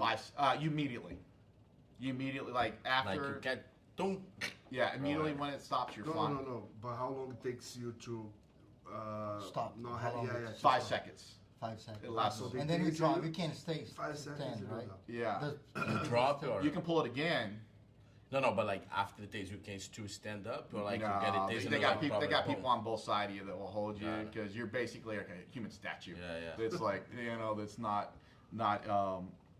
functioning. And the pepper spray, it usually affects pale skinned people a little bit more. Then I'm pretty pale, and it's miserable. Like it lasts forever. It literally lasts. I mean, you get done, you do your eyes, and you go take a shower, and it's back in your eyes again. And it's like it literally lasts. What about double color skin? Just Yeah. It's and you just can't see, and it just burns, and it's irritating, and like you go take a shower, and it's miserable. We have another question here. How do you switch your mindset to different training style? Like training specific for suspect with weapon versus normal self-defense or sport jiu-jitsu? That's a great question. So obviously, if you're going after a suspect that you know is a more, so I did. I was a federal agent for 7 years as well. I was a police officer for 12, federal agent for about 7-8 years. But I also was on the FBI Violent Crimes Task Force for 3 years. And so basically, you go on loan to the FBI, and we did nothing but violent offenders. So you're going after mostly drug dealers that were committing violent offenses. Total different scenario. It's a great question. And that's more of you'll be more tactical. Obviously, I'm not going to run it on somebody that I know has guns in the house. Or if I got somebody in the car that has guns in the car, you're going to do more of a call out or more of a modified traffic stop to handle situations like that. And it's a good question because it also gets you out of the mindset. Not everything is a hands-on scenario. And again, it goes back to you need to verbalize what you're doing. Everything you need to do, you're trying to de-escalate it before you even get to verbal. Because you don't know if you got Vanderlei Silva that you're about ready to arrest. Just because you're a blue or purple belt doesn't mean that guy. And now it's much more common. People know a little bit about any martial arts. And so you never know what situation you're coming in. So you always try to de-escalate it as much as possible verbally. And we teach the kids this in jiu-jitsu. Like if someone is trying to fight you at school, hey, obviously keep your hands up. Don't let them get close. But hey, listen, I don't want to fight you. Like, Or I don't like these. Let's. What are we doing? And we kind of do that in law enforcement. Like, hey, it's not a big deal. Let's talk this out. Like, let's find out what's going on. Kind of play stupid a little bit. Like, I don't know what's going on. Let's figure this out. And try to de-escalate the situation as much as possible. Try to make they calm down too a little bit. Calm down as much as possible. And a lot of times you can verbalize with them. But again, if you're going to a situation where it's more of like an arrest, like of a violent felon, it's usually more guys or more cops, guys and girls, and it's more tactics. More could be guns drawn or tasers drawn, or you're definitely not in a situation where it's more of just an immediate guy attacking you or trying to take your legs out. And so it's totally different, handled in a different way. I did teach SWAT, a lot of SWAT techniques of how to go from, we would teach them how to go, because they usually M4s, so how to throw the M4 to the side and get hands on, and how to kind of control that situation.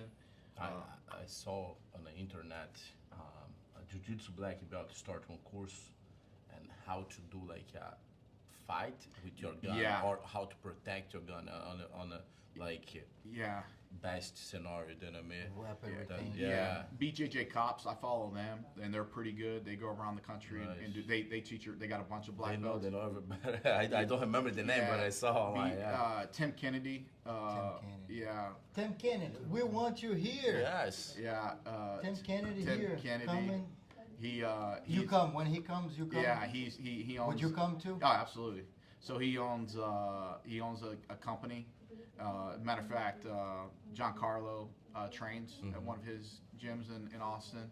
So I know he does all with law enforcement, does a really good job. Nice. He kind of explains the same thing, like if you choose this profession, you've signed up to train for jiu-jitsu, for these scenarios. Like once you sign up to do this. And it's not only for you, it's also for your partner. When you get in a situation that your partner can count on you as well. Sure. And so he has a big place out there. It's definitely, like I said, the last 10 years, it's gotten a lot bigger, and the public has seen why it's so important to do this type of training. We see it continuously. And unfortunately, we've seen a bunch of mass shootings, and sometimes you don't have time to prepare. You go into a situation and you've got to go. The guys in Nashville, that was unbelievable. The way they handled that scenario, that school shooting, was bar none probably one of the best jobs in police that I've ever seen. I mean, you had a couple guys that went in, a couple guys and girls that went in, and they immediately went to the threat. They did their room clearing, and then they kept moving, and then they knew where the threat was, and they went straight to the threat. And that just happened? The one that just happened. Okay. It's a tragedy that the kids had to lose their life, and a couple that I think there was 4 or 6 people that lost their life. It's a tragedy that happened. However, the way that the police officers responded to that was bar none an exceptional job. Cool. Saving all their lives. Saved all their lives. They saved other lives. That's good to know, man. They did a phenomenal job. But it's sad that we're in a world that we have to train these cops to do this, to make this situation a reality. Yeah, it's going for like a fight to me. You're not gonna go to jump in a cage or go for a jiu-jitsu tournament and do something you don't train. Absolutely. You should be ready for that scenario. Then you feel like you need to take care about yourself, your life, your partner. Man, better you train to that scenario. Then you want to be reliable for your for your partner, right? Well, you want to be. They want to be reliable for you. It's like a back and forth. It's almost a marriage, right? Like, hey, I trust you. You trust me. You trust me, please. You're not gonna get in the fight, man. I will do army bars today. How many army bars you did in the train? No, I just work on my top passes. Yeah. That's not gonna happen. Please, if you if wanna do arm bars, train arm bars. That's a great point. And so, kind of going back to the school shooting, I'll finish off on that. Is the hard part as a police officer, and an older police officer mentioned this to me, because we started training in it too early on. Was like, every time you hear a gunshot, that's a possible kid being killed. And that's a scary thing it's heartbreaking. Every time you hear that gun go off, that's a possible kid losing their life. And it's like, are you going to sit there and wait? Or are you going to do something? And I hope, I'm never put in that situation. I hope all my friends are in it. But the possibility is there. Can't happen, though. And it can't happen. More than we imagine. Sure. But going back to what you said, like the good point you made, and that, if I would say there was the biggest mistake I made in my jiu-jitsu journey, was I only did what I was good at. I was a better top player. I knew that. Better top player. I was good at it, and so I just constantly went to that. And I went to my know-it-all, and I never worked my ground, my bottom guard. Worst mistake I made in jiu-jitsu. And what really is bad. But maybe because you have the mindset from the outside, Yeah. like for the street. You know, probably in the street you don't want to pull nobody guard. Yeah. You want to be on top. You want to Yeah. have the control about the situation. Maybe And the guys because he was that's, training with, nobody running one of them. Yeah, that's true too. But you know, but it's also bad because as you get higher up in belt, you want to lose less and less because now you feel like you have to, and so now you're even less likely to take those chances. And so, you know, when I came, because I took a lot of time off, and when I came back to train with Professor JP, the first thing I said is like, for the next 2 years, all I'm going to do is play my bottom game. Like, I don't care how bad I am. Like, I just want you to be prepared. Like, I need to do this. And he didn't. I don't think he fully understood why, but I knew deep down, like I hadn't done that in my journey. And so interior journey. But it gets back to training. Like sometimes us as leaders and professors, we have to lead in a way where we force our students to put even Put most of themselves them. Nobody. down. I don't want to be on a bad spot, but somebody, if I'm someone's, because they need to force me to be on that spot. Absolutely. Specific training, like you're That's saying, how- scenario where hey, Yeah. this scenario we hope we never Yeah. get to use or to do, but hey, we need to learn how to deal with this scenario because it could happen.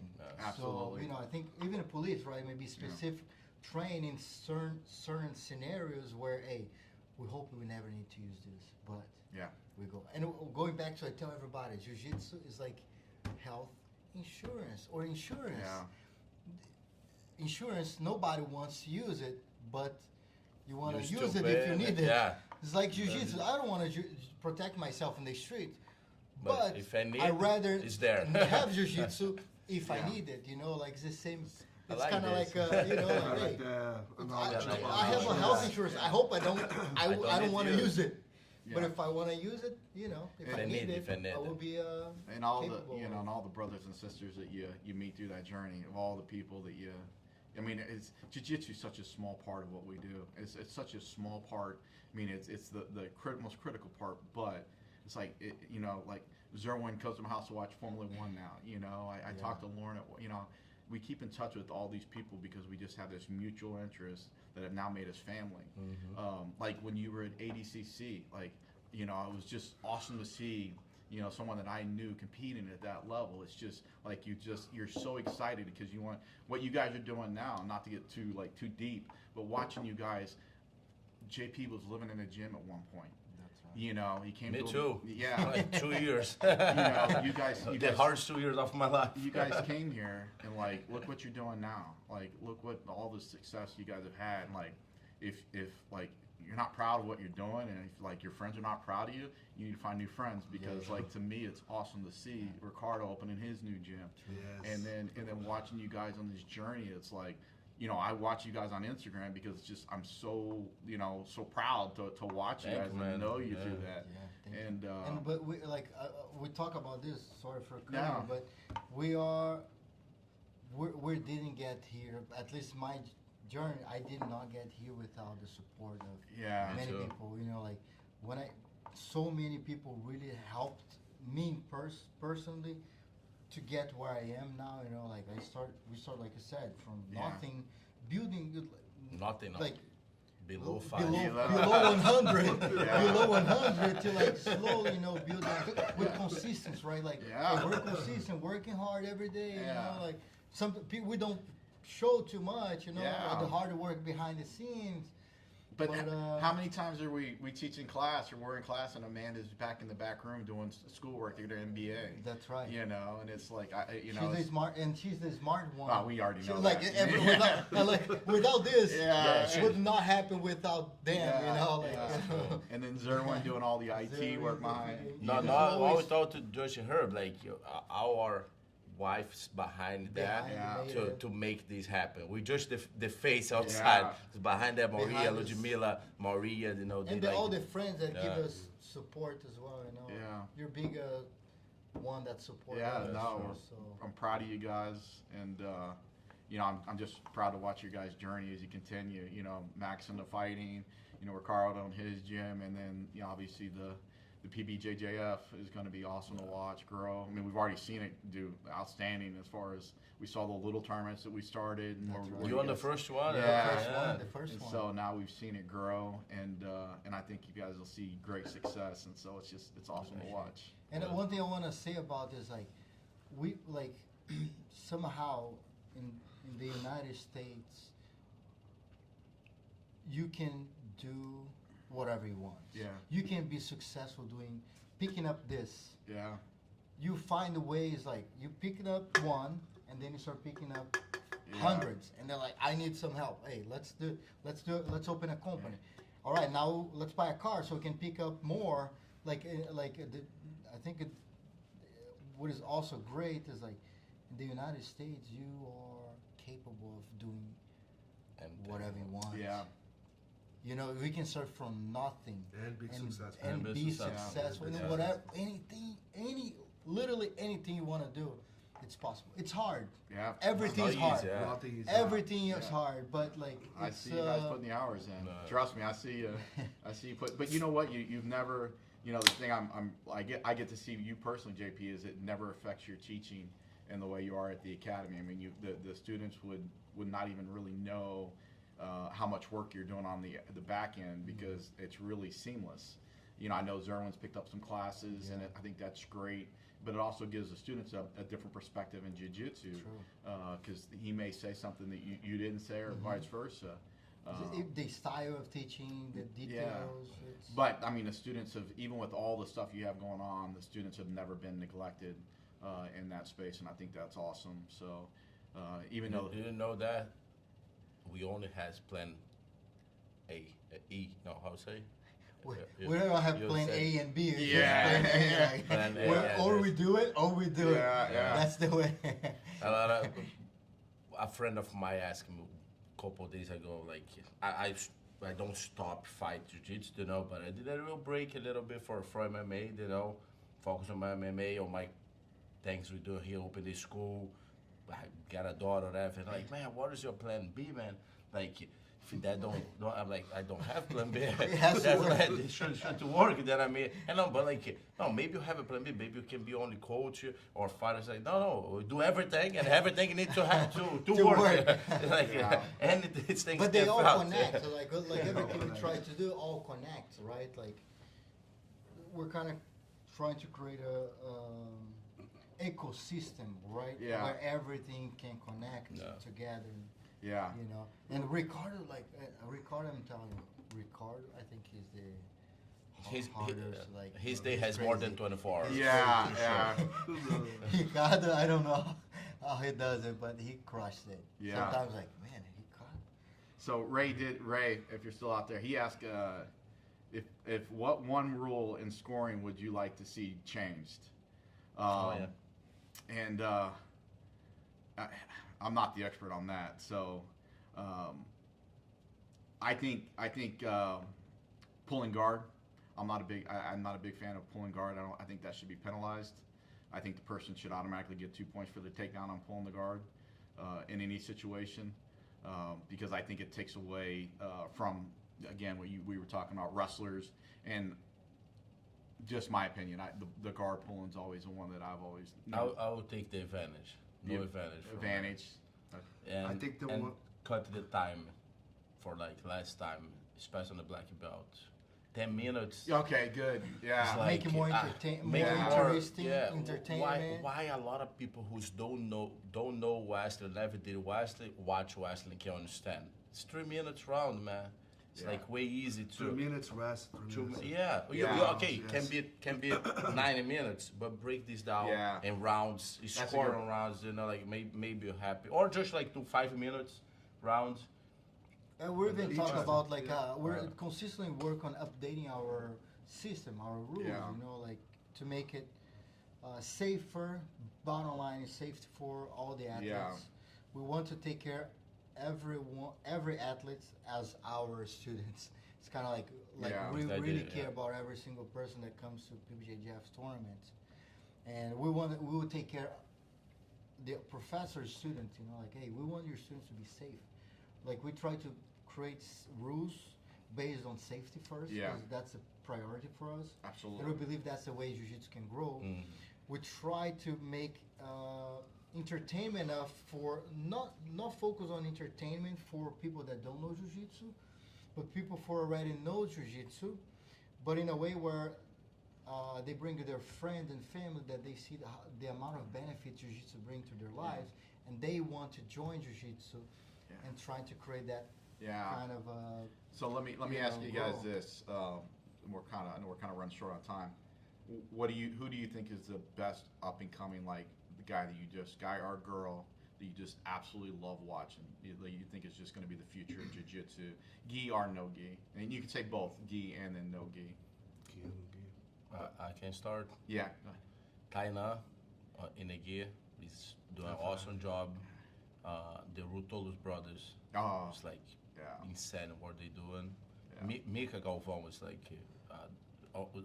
all this four, I think so. Is my Mika, I would say Mika. I think Kainan and the Rutolos brothers. I think also Baby Shark.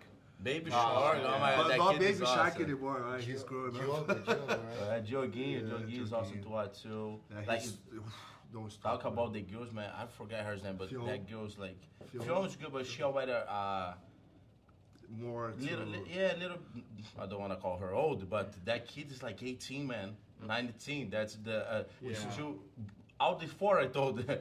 The The new young generation, kid, the that's new the new generation. generation, you know. And also for a woman, get a brown belt, man. I think she's doing art. I don't know, man. But from the art is she's really tough, Man, intensive. she's tough, What man. about since you guys have been around a while and all through, who's the toughest person you ever faced? Buchecha. Buchecha. Think I bought him the wrong time. I think.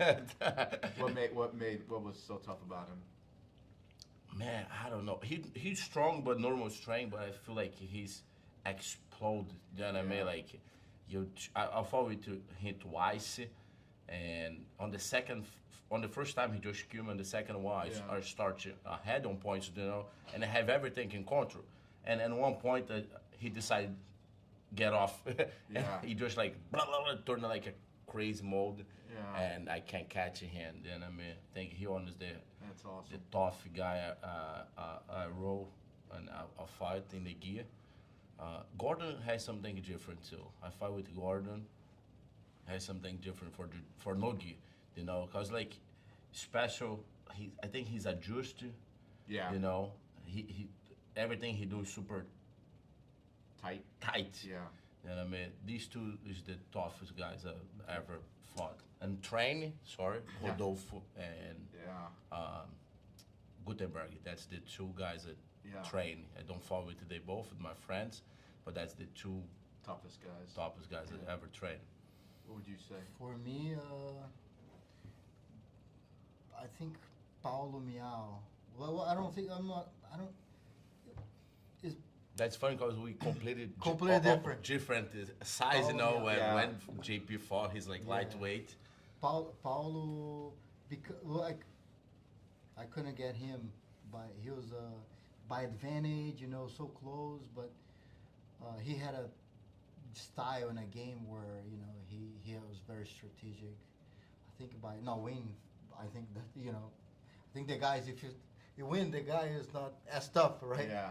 Sometimes you can win happen, by man. You win some but tough guys, and you're still like, oh my the god, ones that guy's that are, like, you know, like was and able mistake to can do, win. he catch me. Yeah. I think Paulo Miao, but I'll tell you, Márcio André is really tough too.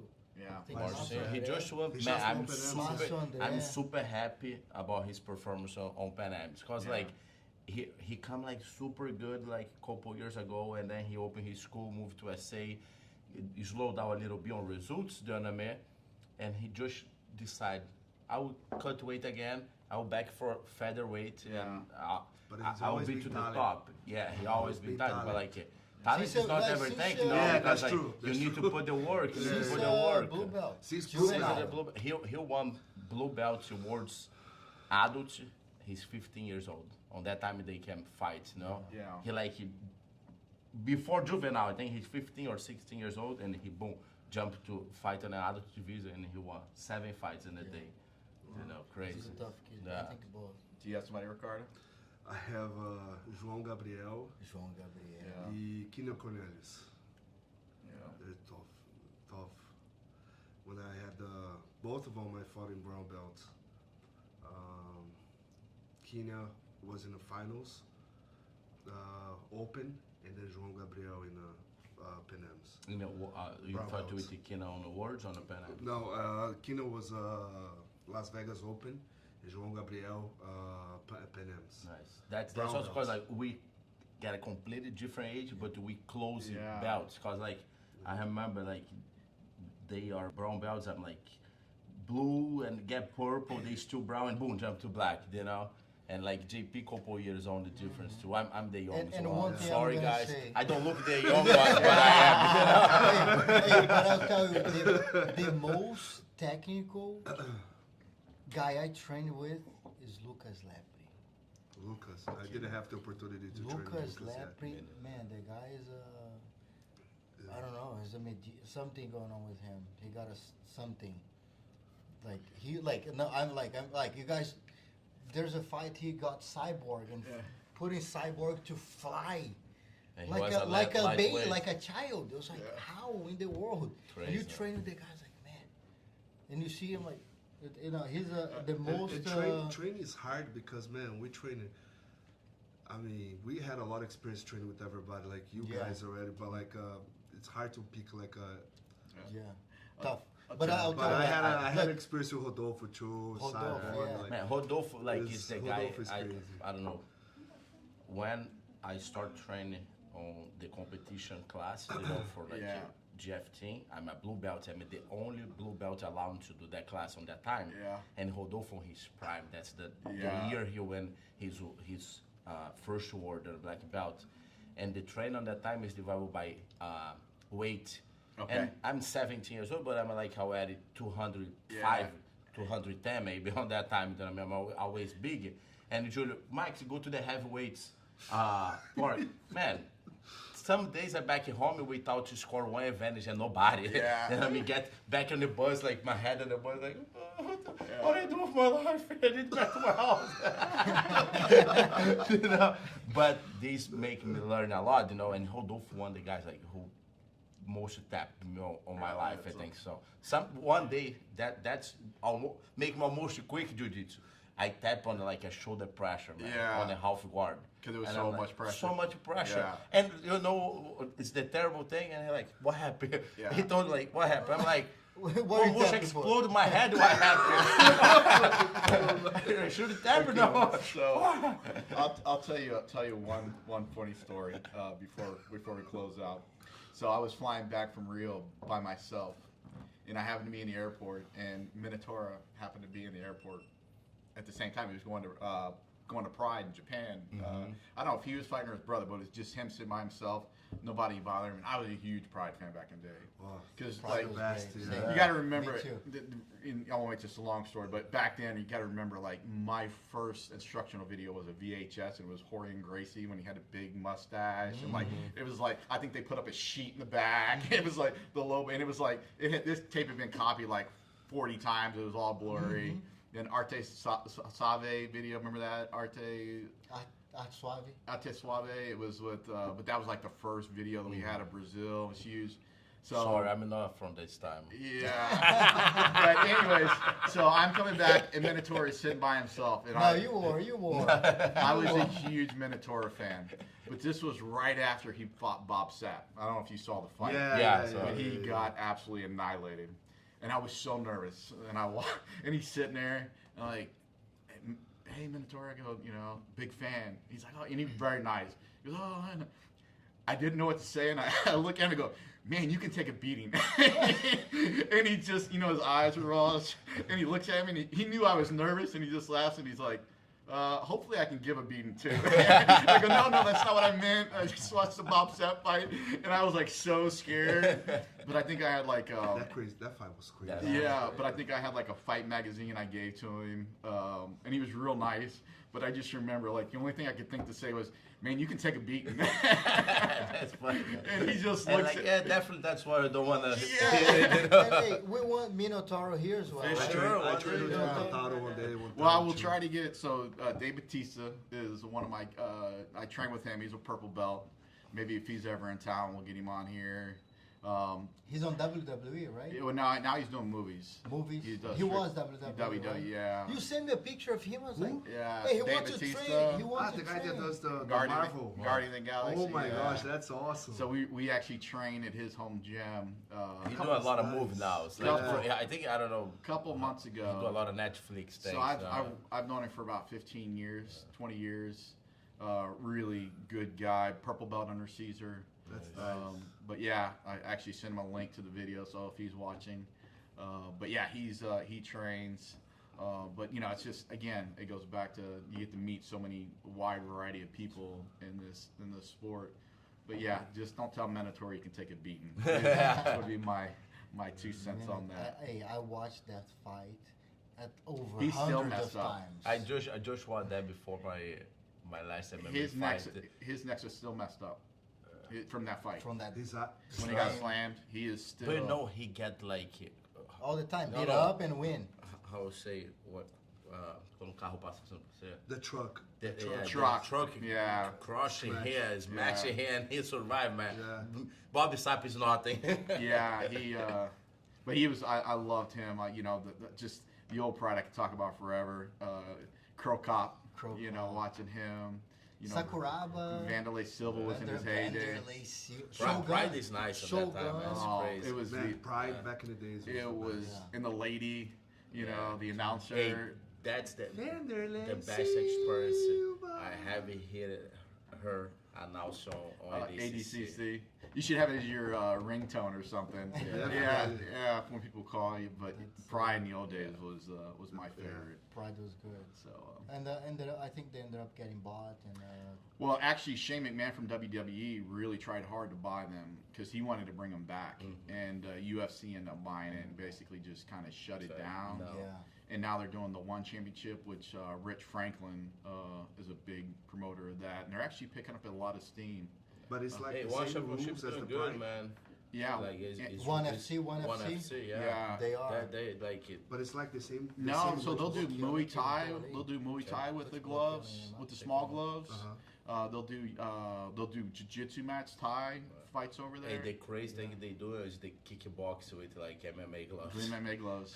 Cause like the Muay Thai style, especially on the Asia, you know, man, people stop and face to each other, and see who's more tough than me. They don't found like on the distance, like box, you know, get the distance, block it. Man, Muay Thai they stop and face each other, bam, bam, bam, bam, bam. And it's so fast, so much Yeah, faster. but these small gloves, Yeah. man, that's crazy. That's crazy. It's so much faster to watch them. But what I like to watch. But what I World liked the Championship. Pride was the rules, man. The rules were Well- like street fight rules. Briscoe. That's crazy.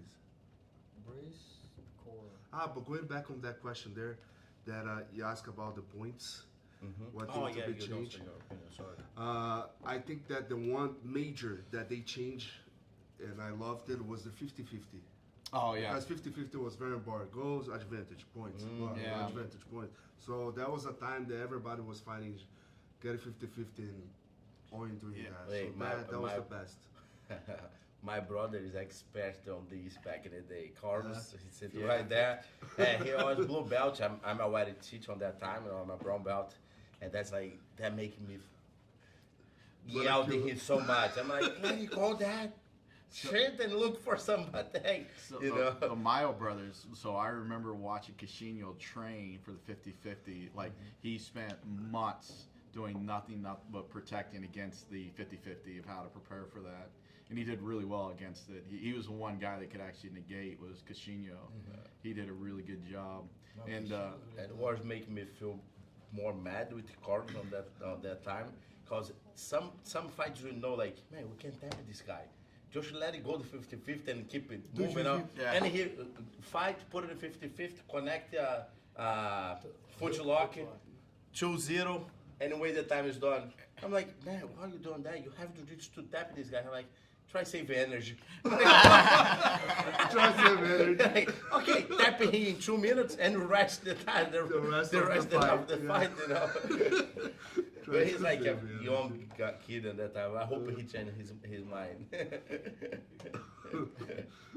crazy. It's been great having you here. Oh, thank you with guys. us, Brent. I think this is the first of many we're gonna be doing Absolutely. with you. You know. Absolutely. So we said we're gonna bring Tim Kennedy. Tim Kennedy. Hey guys, go into his social media. Tell him, hey, go to PBJJF podcast. Yeah. You know, like tell him, bug him, tell him to come here. You actually sent him a gi.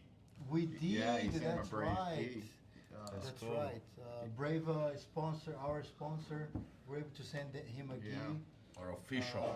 Official sponsor. Brave, like, soon I want another one below here. Life man. Another Life sponsor? man. Life man. There's no Hey, opportunity. Vinny. Come to here. Let's talk about business. It's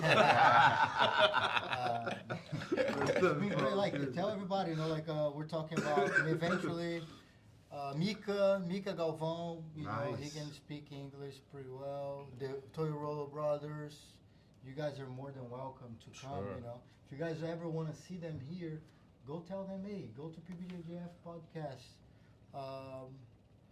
Those are who else we said as well? Tainan. I know. Tainan is a The killer. different Okay, level. You different also level have too. these Tainan. guys here one day. For jiu-jitsu. He's. I mean, You know, we just start, guys, but we definitely want to have like the opportunity to talk to all these guys. You know what I mean? And this week, this upcoming week, we have a lot of people coming this week. You know, this whole month from all the area. Also, this month we're doing this week. We're just figuring out the correct date and time. We're gonna have a lawyer that trains jiu-jitsu, and he's going to chat with us about what is going on. Everybody, I think, is seeing that in the jiu-jitsu industry. I'm going to just read it here correctly. So we're going to be talking about legal considerations in Brazilian jiu-jitsu after Greener versus Ito Hauge, which is a case where, you know, this They gotta get hurt. practitioner was training and he ended up getting hurt and ended up suing this instructor in school. And we're going to be talking about that, how your school and how our community can be safer and prevent this from happening to practitioners, and also how can schools be safer on their end so they don't get to that position. So I think it's a great thing that we're trying to do here for the whole community. You know, like I think